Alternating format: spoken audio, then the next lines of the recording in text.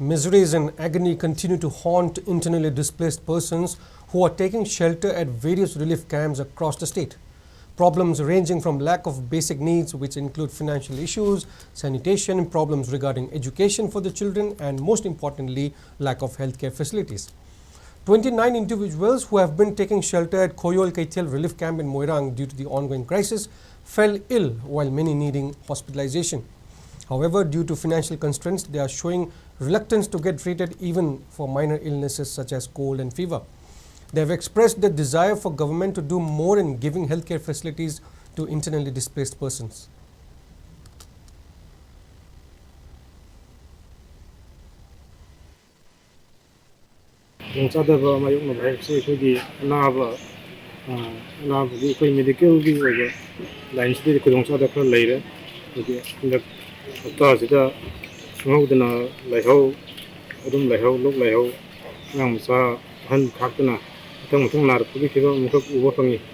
medical team lucky they have let it.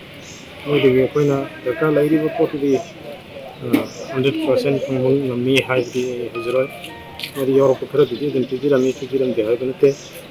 Yamana Europe there have a good laying see high Taragadi district hospital at community health center in the Lakio, Smina Hybrid Manila, to the Kudonsada visit at Tokasin. Isana Barap, Tokaset Pusuk on the Visu, Yamyori.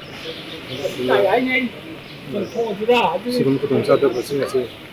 Now, the medical thing, I think at least concerns of the new team around them, particularly. Was it Hingle Museum? In a 8 was it comes over the Hagre Hercoseo.